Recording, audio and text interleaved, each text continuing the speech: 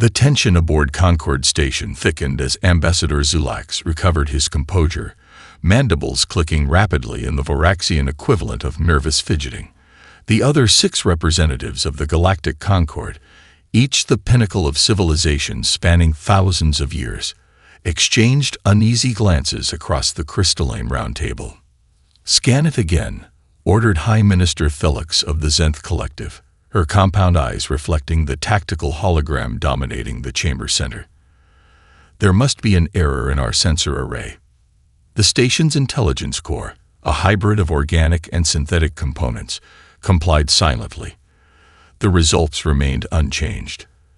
The vessel designated UES Defiant maintained position at the edge of the Althera system, its obsidian hull defying conventional scans, while its energy signature pulsed with unfamiliar patterns.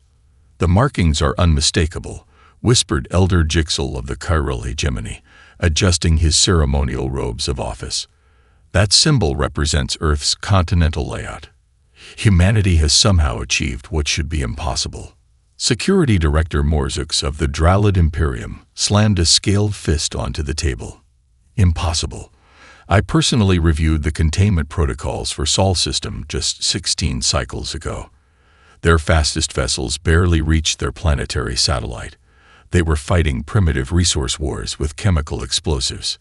The 7th member of the Council, Observer Quillera of the ancient Vexillian Accord, had remained silent until now. Her species, among the first to achieve spaceflight some 30 millennia earlier, rarely spoke at these gatherings.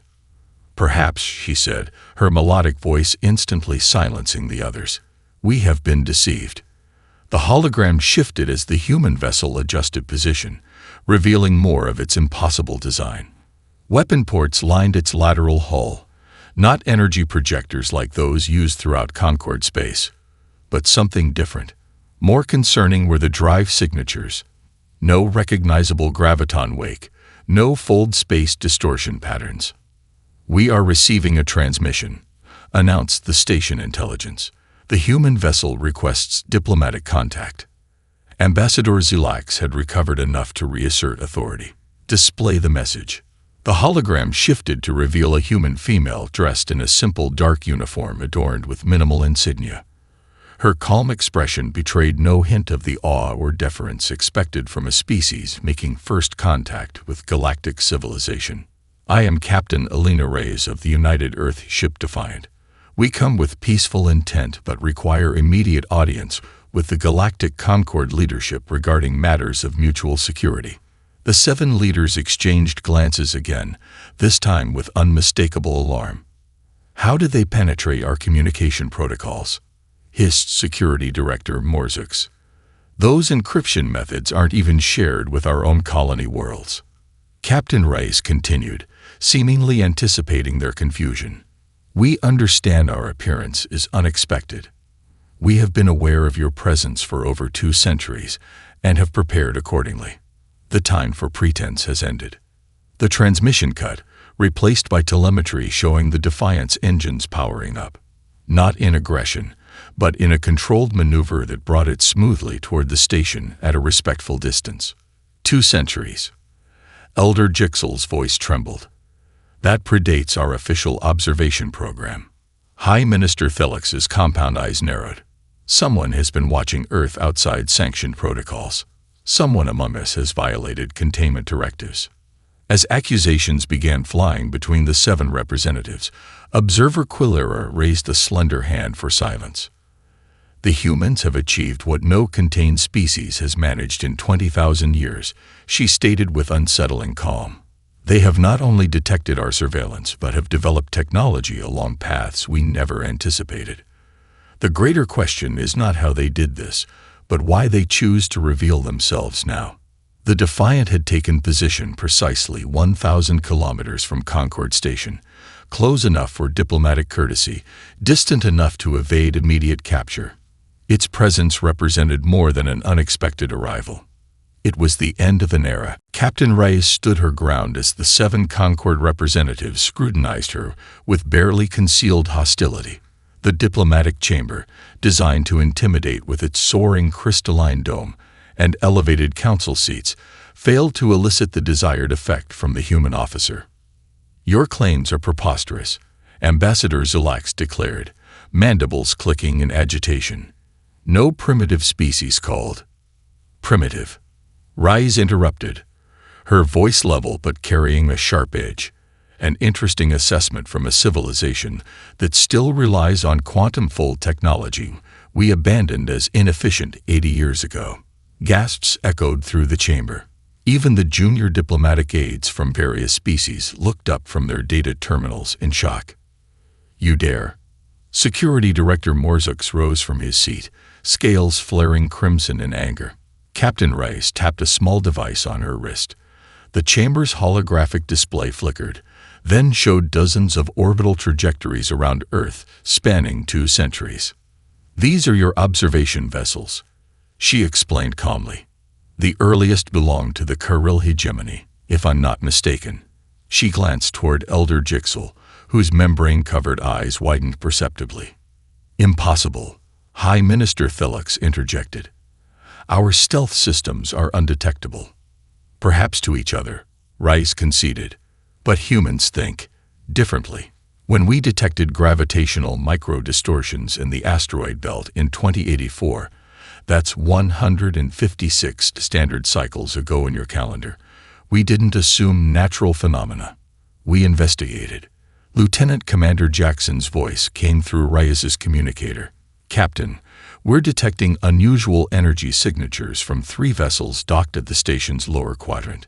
Possible weapons charging." Rice acknowledged with a subtle nod before returning her attention to the Council. "I suggest instructing your security vessels to power down. My ship's defensive protocols are automated and somewhat overzealous." Observer Quilera leaned forward, breaking her species' customary silence twice in one session. "An unprecedented event. You mentioned mutual security concerns, Captain.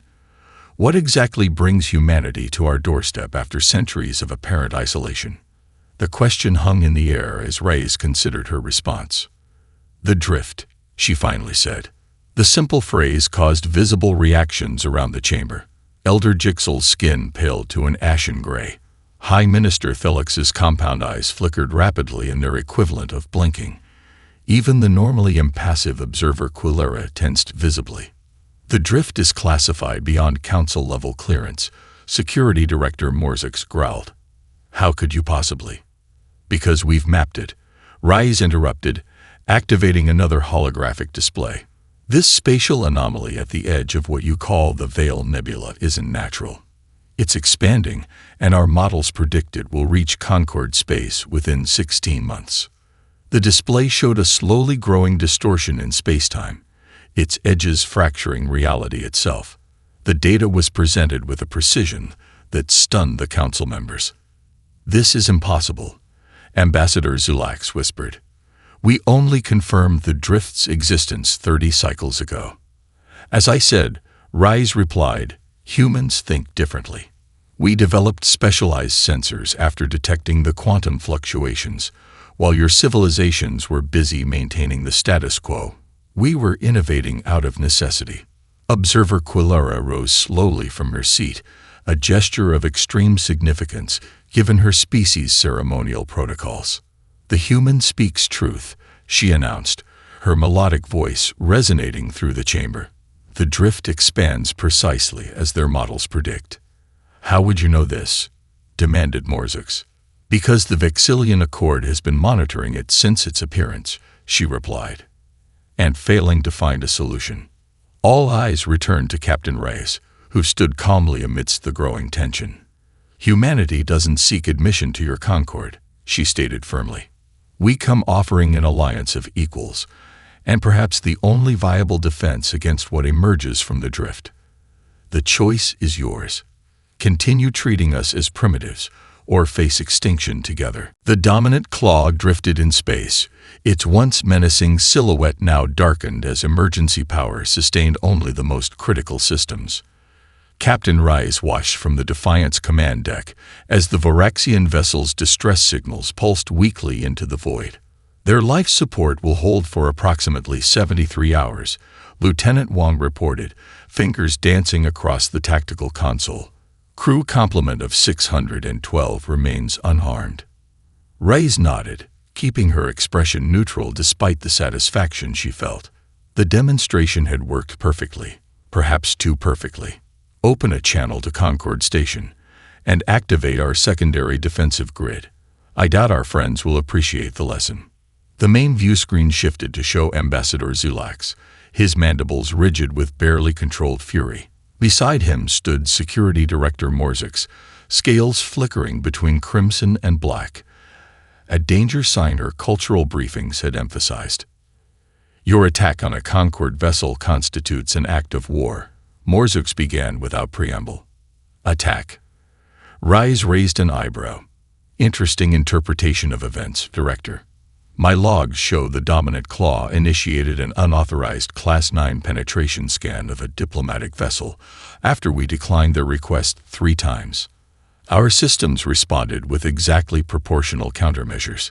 Behind her, Commander Halsey discreetly signaled that the Kirill cruiser Solemn Oath had changed course to intercept the Defiance position. Reyes acknowledged with a subtle nod, but maintained her focus on the Concord representatives. The Dominant Claw will require emergency assistance, Reyes continued. We've transmitted the technical specifications needed to safely restore their systems. I suggest you dispatch rescue vessels immediately. Observer Quillera's voice came from somewhere off-screen. The human vessel employed no recognizable weapons, yet neutralized our most advanced warship in 17 seconds. This is unprecedented. What exactly did you do to my ship? This new voice belonged to Admiral Kraz of the Voraxian fleet, his weathered exoskeleton pushing into view. Commander Halsey stepped forward. We call it a mirror mesh, Admiral. Rather than blocking your scan, we reflected it with specific phase variances that created a cascading feedback loop in your primary systems. The technique leaves hardware intact while temporarily disabling software controls. Impossible, the Admiral growled. Our quantum barriers are based on principles your scientists abandoned as too unstable 3 centuries ago, Halsey finished. We took that discarded research path and refined it. Deep within Concord Station, the 7 masked figures of the Purifier Council observed the exchange through secured channels. Their featureless facades revealed nothing of the species beneath. The humans understand principles our scientists have forgotten, the central figure noted, voice digitally altered to conceal identity. This confirms our worst fears. The mirror mesh technology alone would destabilize the power balance between member worlds. Another added, if disseminated to vassal species, containment is no longer viable, the third figure stated flatly. Elimination is our only recourse. Back aboard the Defiant, Reyes sensed the diplomatic channel had served its purpose. We will remain at coordinates Alpha 96 until the Dominant Claw's crew is safely evacuated. After that, we request resumption of discussions regarding the drift anomaly. Defiant out. As the channel closed, Commander Halsey approached. They're mobilizing, Captain. 3 battle groups changing formation behind the gas giant. Reyes nodded calmly. As expected. Have Lieutenant Commander Santos prepare the quantum core for emergent pattern manipulation. If they want another demonstration, we should oblige them. Deep in the engineering section, Santos worked furiously at her console, unaware that microscopic nanites, placed by someone with highest security clearance, were already infiltrating the Defiance quantum core. The infiltration remained undetected, spreading like a silent web through secondary systems while avoiding the heavily monitored primary networks. In 12 hours, the human vessel's revolutionary defenses would fail at the precise moment they needed them most. Captain Reyes stared at the quantum-encrypted message, its contents rendering the normally composed officer momentarily speechless. The coordinates matched no official human settlement, yet according to this mysterious Kevada, 3 thriving colonies with a combined population of over 2 million humans existed in those precise locations. How is this possible?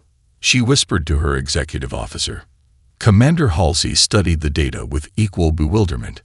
If these colonies exist, they were established outside United Earth Protocol. But the authentication codes are genuine Kirill diplomatic markers, Rice finished, predating our official first contact by nearly 60 years. The message's final section described the planned attack in clinical detail. Singularity weapons deployed simultaneously against all 3 colonies, leaving no survivors and no evidence. The projected casualty count, 2,347,921 human lives. Verify these coordinates immediately, Rise ordered. Maximum stealth protocols. Lieutenant Wong nodded grimly. Already initiated, Captain. Quantum burst transmission dispatched to Earth Command. Confirmation will take approximately 9 hours. A soft alert chimed from Lieutenant Santos at Engineering Station. Captain, I'm detecting unusual fluctuations in the quantum core. Pattern suggests external manipulation. Before Reyes could respond, the main communication channel activated. Elder Jixel of the Chiral hegemony appeared, his membrane-covered eyes unblinking. Captain Rice, the Concord Security Council requests your immediate presence. We have disturbing matters to discuss. The transmission ended before she could respond. A trap, Halsey suggested. Undoubtedly, Rice agreed, but perhaps an informative one. Prepare a secure shuttle. Commander, you have the con. And initiate Protocol Horizon if I don't return within 3 hours. 20 minutes later, Reyes stood in the Concord security chamber, facing not just the 7 council members, but representatives from 23 affiliated species. The evidence she presented, projected for all to see, caused immediate pandemonium. These accusations are preposterous. Ambassador Zelax shouted over the chaos.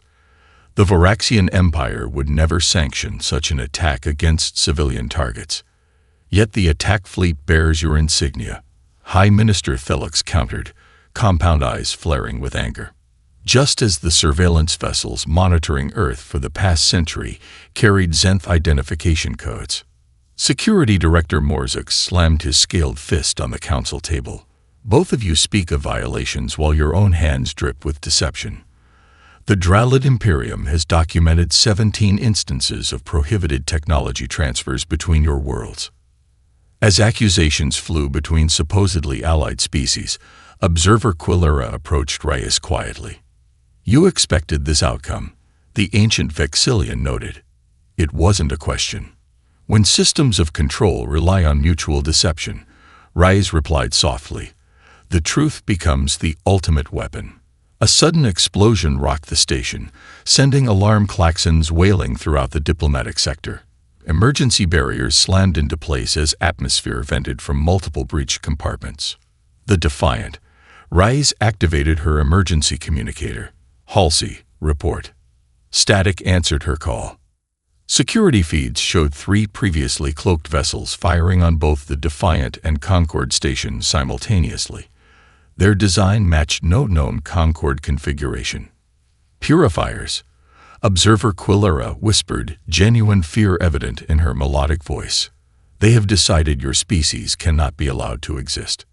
Across the chamber, Elder Jixel moved with surprising speed for his age, approaching Reyes with a small crystal data node. There is no time, he hissed urgently. Kiveta was my creation, an intelligence construct designed to test your responses, but the information is genuine. Take this and survive. Human. The future depends on it. As station security forces flooded the chamber, Reyes palmed the crystal and made her decision. The diplomatic approach had failed. Now survival required something humans had perfected over millennia of conflict. Adaptation under fire. The Defiant shuddered as another disruptor blast slammed against its weakened shields. On the bridge, emergency lighting cast harsh shadows across determined faces as damage reports flooded in from all sections. Quantum matrix offline, Lieutenant Santos reported, wiping blood from a gash on her forehead. Automated defense systems compromised. Shield integrity at 28% and falling. Commander Halsey surveyed the tactical display, where 5 Voraxian vessels maintained a relentless attack pattern, while 3 unmarked ships, presumably purifier vessels, circled like predators waiting for the kill. "Status of weapons systems," he demanded. "Primary targeting offline," Lieutenant Wong answered, fingers dancing across manual controls. "Secondary grid operational but degraded." The ship rocked again. A conduit exploded at the rear of the bridge, showering sparks across the damaged control station. "Enough," Lieutenant Commander Chen announced, removing her vintage wristwatch. "Permission to implement Protocol Lazarus, sir." Halsey hesitated only briefly. "Granted. All stations, prepare for system isolation." Chen's fingers worked the seemingly antique timepiece, revealing it as something far more sophisticated. "Initiating manual targeting calculations. Wong, feed firing solutions directly to my station." Throughout the vessel, human crew members abandoned sophisticated automated systems for methods their distant ancestors would have recognized. Manual calculations, physical disconnection of compromised systems, direct visual targeting. "What are they doing?" Admiral Kraz demanded, watching from his flagship as the human vessel's energy signature fluctuated wildly. "Their systems are failing. They should be retreating." His tactical officer's mandibles clicked in confusion. "They appear to be deliberately shutting down their automated systems." "Admiral, I've never seen such a strategy." On the Defiant, Lieutenant Santos led her engineering team in physically disconnecting network nodes, creating isolated system islands impervious to the quantum-level sabotage spreading through their main computer.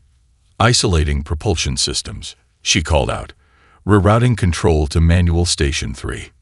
"Weapons isolated," Wong confirmed from the bridge. "Manual targeting ready." Commander Halsey studied the enemy formation, recognition dawning in his eyes. "They're using a standard Voraxian encirclement pattern. Predictable." He turned to the helm. "Ensign Park, prepare for maneuver Delta 7. On my mark, full emergency thrust." The young helm officer nodded grimly, hands poised over the manual controls that hadn't been used outside of training simulations in decades. Now, the Defiance engines flared with sudden brilliance, the vessel appearing to retreat directly away from the Voraxian formation. Admiral Kraz's vessels adjusted predictably, pursuing in tight formation to maintain optimal firing positions. "They flee," the Admiral observed with satisfaction. "Continue pursuit. No survivors." What happened next would be studied in military academies across the galaxy for centuries.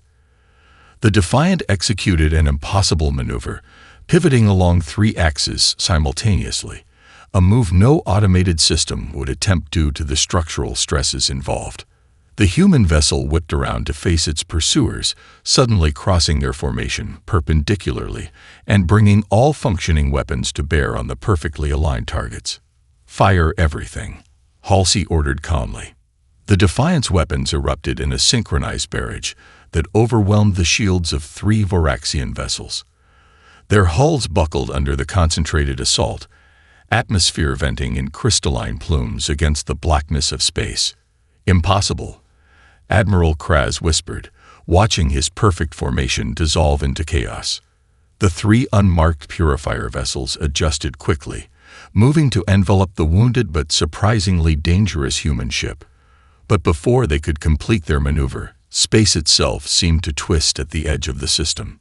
7 vessels materialized, their design clearly Kirill in origin, but bearing modified insignias. Their weapons immediately targeted the purifier ships with devastating precision. "This is K-Vada of the Free Kirill Movement," announced a calm voice on all frequencies.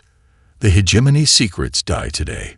We stand with Earth." Captain Reyes turned the ancient data crystal in her fingers, its faceted surface catching the light in hypnotic patterns. After escaping the chaos of Concord Station aboard an emergency shuttle, she had rendezvoused with the battle-damaged Defiant and the vessels of the Free Kirill Movement at a predetermined safe location in the Ta-CD system. "Our technicians cannot interface with it," K-Vada explained. Unlike the digital construct Reyes had communicated with earlier, The real Kevada was a middle-aged Kirill female with distinctive scarification marking her as part of their scientific cast. The crystal's quantum structure rejects all standard Concord access protocols. Commander Halsey examined the artifact through a portable scanner. It's not rejecting the protocols, it's analyzing them and finding them insufficient. Lieutenant Santos approached with a modified interface unit. Captain, I believe this is designed for multi-species access verification. It's testing for a combination of biological and technological markers. Like a key that requires multiple users, Reyes mused, studying the subtle patterns within the crystal. Kevada, would you be willing to attempt a joint interface? The Kirill scientist hesitated only briefly before nodding. The truth has remained buried too long. When they connected the crystal to a secure terminal isolated from the ship's main systems, both women placed their hands on the designated interface panels. The crystal pulsed once, twice, then projected a holographic display of staggering complexity. It's a historical database, Kevada whispered. The true history. The images showed the early days of the Concord, not as the peaceful coalition described in official records, but as the aftermath of a devastating war that had consumed hundreds of worlds. The 7 survivor species had formed a pragmatic agreement not of mutual cooperation but of mutual containment, each too damaged to continue fighting, none willing to risk another's rise to dominance. This can't be accurate, Halsey murmured as the display showed systematic suppression of emerging civilizations across 20,000 years of history. The scale of this deception is precisely why it succeeded, Kevada finished. Who would believe that 7 advanced civilizations would maintain such an elaborate fiction for millennia? The display shifted to show Earth, but not as a random primitive world. Records revealed dozens of refugee groups from subjugated species finding sanctuary there over thousands of years, each introducing subtle changes. They were hiding among us, Reyes realized, watching as the database showed genetic modifications so minute they were nearly undetectable, guiding our development. Not controlling it, Kevada clarified. Preserving knowledge that would otherwise be lost. Earth became the repository of diverse technological philosophies the Concord had systematically eliminated elsewhere. The database revealed how humanity's seemingly unique development path had been subtly influenced by these refugees, not as masters directing slaves, but as guests sharing gifts with their hosts. The revolutionary quantum systems aboard the Defiant weren't purely human innovations, but the culmination of diverse approaches preserved by these refugees. This explains why our technology appears so alien to them, Santos observed. We developed along paths they deliberately abandoned or suppressed. A final section of the database contained a star map marking thousands of worlds with significant populations suffering under Concord containment protocols, many with resistance movements waiting for a catalyst to spark open rebellion. This is why Elder Jixel gave me the crystal, Reyes said softly. Not just to reveal the truth about Earth, but to provide us with potential allies. The Concord has maintained control through isolation, Kevada agreed. Each suppressed world believes itself alone in its struggle. This information changes everything. As they studied the database, urgent communications reached the Defiant. Fragmented reports of civil unrest erupting across multiple Concord worlds. Somehow, portions of the historical truth had already begun spreading through channels the authorities couldn't control. It's happening faster than we anticipated, Kevada noted with surprise. The information networks were more ready than we knew. Reyes stared at the growing list of worlds in rebellion. What had begun as a single human ship's arrival was rapidly cascading into galactic revolution. We didn't start this fire, she said quietly. We just provided the oxygen it needed to burn. The conference chamber aboard the Defiant buzzed with activity as representatives from 17 formerly subjugated species gathered alongside the Kirill dissidents. What had begun as a desperate meeting of potential allies had quickly evolved into the foundation of something unprecedented, a true coalition of equals. The Purifiers have launched simultaneous attacks in the Proxima, Rigel, and Deneb sectors. Commander Halsey reported, updating the tactical display. Red markers indicated confirmed strike zones. They're targeting not only human interests but any Concord members showing sympathy toward our alliance. Captain Rice studied the pattern of attacks with growing concern. They're attempting to isolate potential allies before we can establish contact. Classic containment strategy. A commotion at the chamber entrance drew all eyes. Observer Quillara of the Vexillian Accord entered, her normally immaculate ceremonial robes torn and stained. 2 human security officers flanked her with weapons drawn. She approached our perimeter in a damaged shuttle, Lieutenant Wong explained, requesting asylum. Quillara stepped forward, her melodic voice strained with urgency. The Zenth homeworld is under attack, not from Varaxians as expected, but from Purifier dreadnoughts. 3 million civilians already confirmed dead. The chamber erupted in shocked murmurs. The Zenth had been among the most aggressive opponents of human recognition within the Concord. Why would the Purifiers target their own allies? Kivada questioned. Because High Minister Thilux accessed the restricted historical archives after your escape, Quillara explained. She was preparing to address her population with the truth when the attack began. Reyes exchanged glances with her senior staff. The Zenth were traditional enemies, yet the slaughter of civilians couldn't be ignored.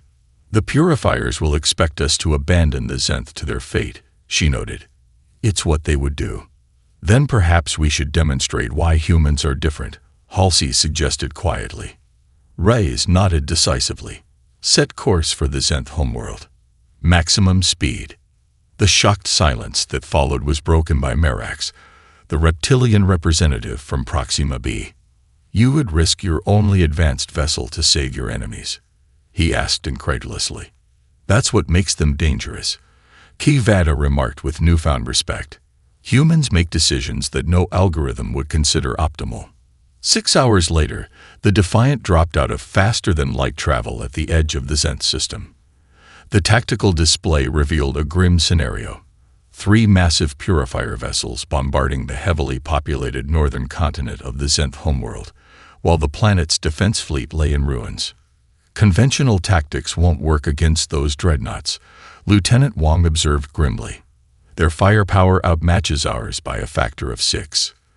Then we won't use conventional tactics, Rice decided. Lieutenant Commander Chen, implement Protocol Chimera. Chen smiled tightly. With pleasure, Captain.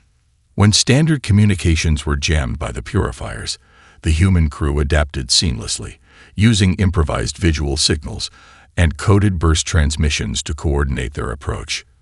When the Defiance weapons proved ineffective against the reinforced Purifier shields, engineering teams under Santos' direction reconfigured the ship's environmental systems into makeshift electromagnetic pulse generators. The battle that unfolded became an immediate legend across the sector. The Defiant executed maneuvers that violated standard tactical doctrine, splitting Purifier forces and creating vulnerabilities where none should have existed. When one of the dreadnoughts adapted to the human attack pattern, the Defiant's strategy changed completely, a flexibility that confused the algorithm-dependent enemy. From the command deck of the lead Purifier vessel, the masked commander watched with growing alarm. Impossible, the synthesized voice declared as the human vessel somehow reflected a graviton beam back into its source, causing cascade failures throughout the dreadnought's power grid. Their ship lacks the necessary systems to counter our weapons.